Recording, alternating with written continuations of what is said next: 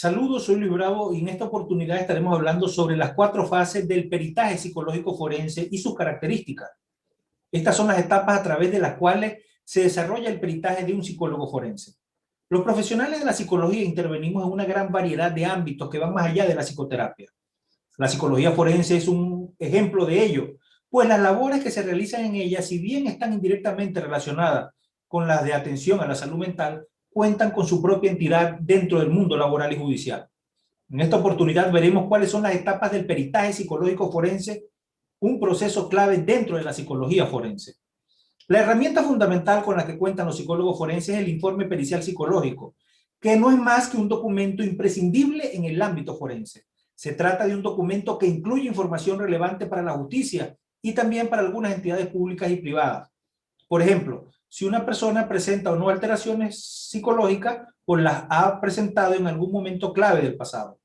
Así que el informe pericial psicológico es un documento legal, científico, personal e intransferible que funciona como una herramienta esencial para dirimir cuestiones psicológicas en el ámbito judicial y también para aportar información necesaria en investigaciones basadas en preguntas sobre los derechos y obligaciones de las partes involucradas.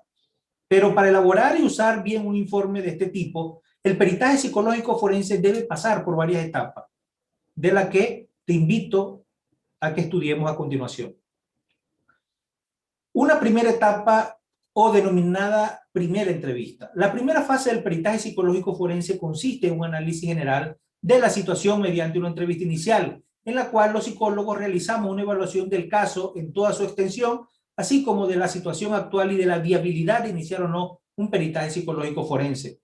Además de eso, en esta primera fase se lleva a cabo una primera valoración de la documentación aportada por el cliente, la víctima o el paciente, y se firma el acuerdo de confidencialidad y de protección de estos datos. En segundo lugar, tenemos la evaluación y el análisis de la documentación aportada. En la segunda fase del informe se realiza una o varias entrevistas periciales en profundidad, a diferencia de la fase anterior, donde se analizaban los hechos y las causas que motivan la solicitud del informe, así como la historia de la persona evaluada. Además de eso, en esta fase, el psicólogo forense realiza un análisis exhaustivo de la documentación aportada por el cliente o la víctima, estimando su validez, teniendo en cuenta el objetivo, y se llevan a cabo las pruebas psicométricas pertinentes, con el fin de estandarizar la información y extraer conclusiones científicamente validadas. En la segunda fase del informe pericial psicológico también se puede solicitar la colaboración de otros profesionales, entre los cuales pueden figurar otros forenses y criminólogos especializados. Y tenemos una tercera parte, que es la elaboración del informe. A continuación, se pasa a la fase de elaboración del informe, en la cual los peritos psicólogos recopilamos y plasmamos en palabras todos los datos obtenidos en la fase número 2, con el objetivo de lograr las conclusiones pertinentes. Esta elaboración del informe comprende la siguiente subfase: conclusiones del peritaje psicológico forense. La primera parte del informe consta de un resumen de las conclusiones, en el cual se incluyen las más relevantes para que el lector pueda identificar la información más importante a primera vista. Tenemos una segunda parte de esta subclasificación que hace alocución a la introducción, antecedentes y objetivos del informe psicológico valorativo.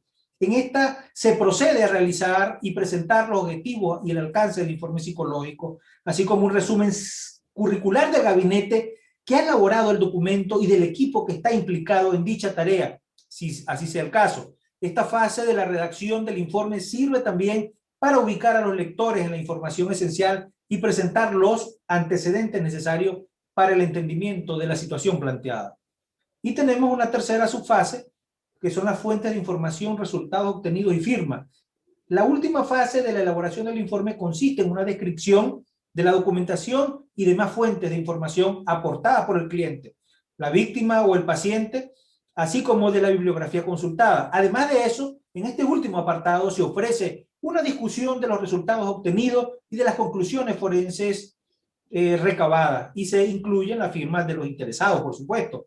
Y en el cuarto lugar tenemos la ratificación. La última fase es la de ratificación por parte de los psicólogos forenses y consiste en acudir al juzgado para responder a las distintas preguntas que deseen formular durante el juicio, las distintas partes interesadas e implicadas en el mismo. Al igual que la fase anterior, esta fase final puede no ser necesaria durante el proceso de elaboración del informe pericial psicológico. Soy Luis Bravo y nos vemos en una próxima oportunidad donde estaremos hablando de estos temas interesantes del cerebro y su relación con otra ciencia. Recuerden que el cerebro es el único órgano que se estudia a sí mismo.